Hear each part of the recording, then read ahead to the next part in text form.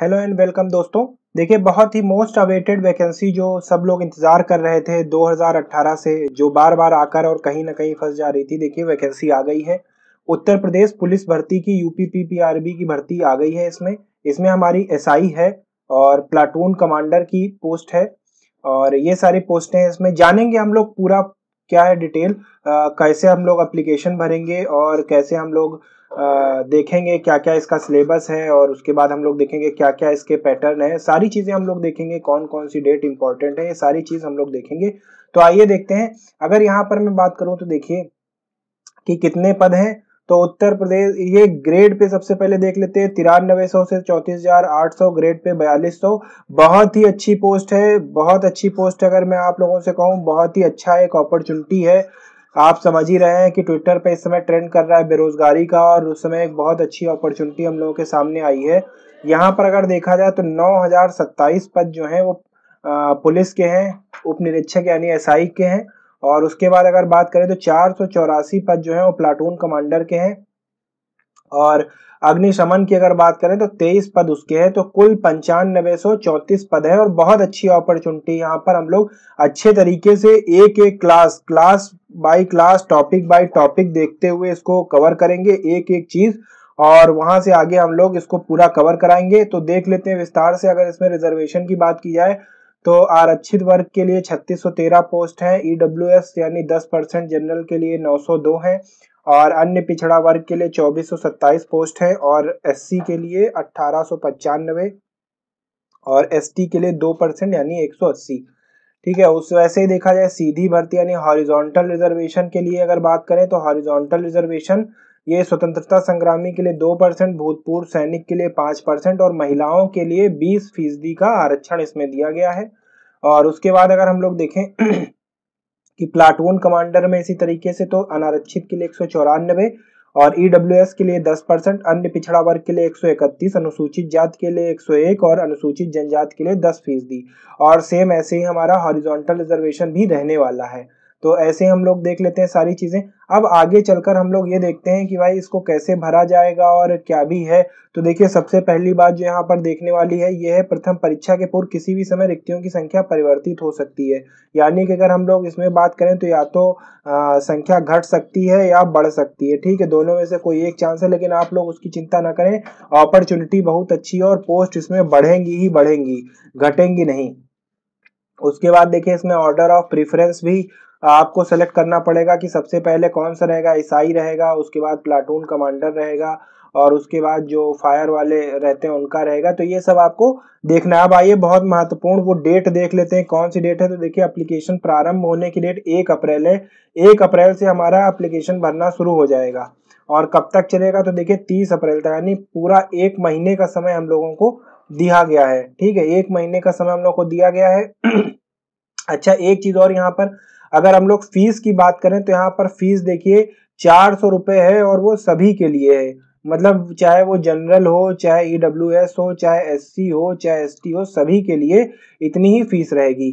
और इसमें अगर हम एलिजिबिलिटी की बात कर ले तो देखिए, भारत का नागरिक होना चाहिए या तिब्बती शरणार्थी होना चाहिए जो जनवरी 1962 के पहले भारत में आया है, यानी तिब्बत पर कब्जा होने के पहले भारत में आया है। उसके बाद हम लोग देखते हैं भारतीय मूल का ऐसा व्यक्ति हो जिसने भारत में स्थायी निवास के अभिप्राय से पाकिस्तान, म्यांमार, श्रीलंका या किसी पूर्व अफ्रीकी देश, केनिया, युगांडा और यूनाइटेड रिपब्लिक ऑफ तंजानिया से प्रव्रजन किया हो। तो ये इसकी एलिजिबिलिटी हो गई। उसके बाद हम लोग ये देखते हैं कि शैक्षिक अर्हता इसकी क्या है। तो शैक्षिक अर्हता की अगर हम लोग बात करें तो उप निरीक्षक यानी एसआई के लिए भारत में विधि द्वारा स्थापित किसी विद्यालय से स्नातक की उपाधि होनी चाहिए। यानी आपको सिर्फ बैचलर यहाँ पर मांग रहा है और कुछ भी नहीं मांग रहा है। अच्छा, एक चीज और यहाँ पर देख लें, आवेदन करने की अंतिम तिथि तक अभ्यर्थी को अपेक्षित शैक्षिक अर्हता अवश्य धारित करनी, यानी कि आपको जैसे इसमें लिखा हुआ है प्रमाण पत्र अथवा अंक तालिका उसके पास उपलब्ध हो। मतलब अपीयर्ड अथवा सम्मिलित होने और अभ्यर्थी पात्र नहीं होंगे। इसमें स्पष्ट लिखा है कि जो लोग पास्ड हैं वही लोग सिर्फ इसमें एलिजिबल होंगे। जो उनका फाइनल ईयर है या जो अपियरिंग है वो लोग इसमें किसी भी तरीके से एलिजिबल नहीं होंगे। ये यहाँ पर यूपी पीआरबीपी ने स्पष्ट कर दिया है। उसके बाद अगर हम लोग आगे देखें तो शैक्षिक अर्हता की यथार्थता शुद्धता एवं समकक्षता के सिद्ध करने के लिए अभिलेखीय साक्ष्य प्रस्तुत करने का दायित्व अभ्यर्थी का होगा। इसका मतलब यह है कि जो भी आप मार्कशीट लगाएंगे या जो भी आप बताते हैं कि नहीं डिग्री हम लगा रहे हैं या हम बैचलर है या कोई और क्वालिफिकेशन आप लगा रहे हैं, तो उसकी सत्यता यानी उसकी ऑथेंटिसिटी प्रूव करने की जिम्मेदारी किसकी होगी? वो आपकी होगी। आपको अपने कॉलेज से या कहीं से भी यूनिवर्सिटी से लिखवा के लाना पड़ेगा।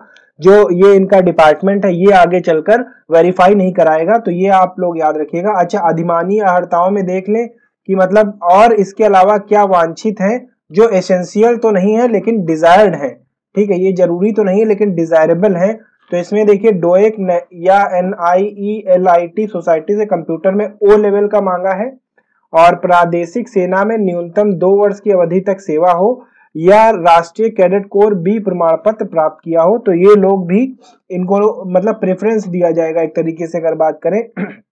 अब सबसे इंपॉर्टेंट बात यह है कि यहाँ पर एज क्या होगी, ये सबसे इंपॉर्टेंट बात है। तो देखिए 1 अप्रैल 2021 को इन लोगों ने कट ऑफ दिया हुआ है कि ये इसकी कट ऑफ रहेगी और 21 वर्ष की आयु से 28 वर्ष से अधिक की आयु पूर्ण ना हो, यानी 1 जुलाई 1993 से पहले का ना हो। ठीक, तो ये सारी चीजें आप लोग देख लें, 1 जुलाई 1993 से पहले का ना हो और 1 जुलाई 2000 के बाद ना पैदा हुआ हो, तो ये इसकी आयु हो गई। उसके बाद चरित्र में तो आपको पता ही है कि हमारा जो कैरेक्टर सर्टिफिकेट वो क्लियर होना चाहिए, किसी भी प्रकार का कोई भी सरकारी सेवा से निकाले नहीं गए हों या कहीं भी किसी भी प्रकार का दाग ना लगा हो। और उसके बाद देखिए इसमें लिखा है सेवा में किसी पद के लिए ऐसा पुरुष महिला अभ्यर्थी पात्र नहीं होंगे जिसकी 1 से अधिक पत्नियां जीवित हों। तो यहाँ पर ये भी है कि भाई मैरिज एक ही होनी चाहिए। और अब आकर देख लेते हैं हम लोग भर्ती की प्रक्रिया क्या होगी। तो ऑनलाइन लिखित परीक्षा की जाएगी जो 400 अंकों की होगी और ऑनलाइन लिखित परीक्षा में सम्मिलित होने की अपेक्षा की जाएगी, यानी कि आपको 400 नंबर का पेपर होगा और उसे आपको क्वालिफाई करना होगा। ये आपका प्री स्टेज होगा। तो इसमें देख लेते हैं क्या क्या रहेगा। सामान्य हिंदी 100 अंक, तो इसका भी देखिए कोर्स हमारे चैनल पर शुरू किया जा रहा है। और संविधान का देखिए पॉलिटी का हमारे में UPSI के लिए अलग से कोर्स शुरू किया जाएगा। मूल विधि के लिए अलग से जो है इसमें टॉपिक, ये अलग से टॉपिक पढ़ाया जाएगा। और संख्यात्मक एवं मानसिक योग्यता परीक्षा के लिए प्रकाश केसरवानी सर आपकी क्लास लेंगे इसके लिए अलग से, और साथ में सैंपल क्वेश्चन भी कराए जाएंगे और मॉक भी आप लोगों को यहाँ पर कराया जाएगा। और मानसिक अभिरुचि और बुद्धि लब्धि परीक्षा यानी क्वांटिटेटिव एप्टीट्यूड की अगर हम लोग बात करें तो ये भी 100 नंबर की होगी और ये भी प्रकाश केसरवानी सर के द्वारा कंप्लीट कराया जाएगा, ये मेरे द्वारा कराया जाएगा और सामान्य हिंदी जो हिंदी के फैकल्टी हैं उनके द्वारा कराया जाएगा। तो इसके डिजायर्ड कोर्स शुरू किए जाएंगे। अच्छा, परीक्षा की अवधि अगर देख ली जाए तो 2 घंटे की परीक्षा होगी और लिखित परीक्षा एक ही तिथि को 1 से अधिक पालियों में अथवा 1 से अधिक तिथियों में विभिन्न पालियों में आयोजित कराई जाएगी। तो देखिए या तो किसी एक डेट को होगी और अगर अभ्यर्थी ज्यादा हो गए तो किसी एक डेट से ज्यादा में भी ये हो सकता है। ठीक है, तो देखिए यहाँ पर नॉर्मलाइजेशन में 21 परसेंटाइल मेथड लागू किया जाएगा। नॉर्मलाइजेशन भी प्रक्रिया हो सकती है अगर 1 से ज्यादा पाली होगी।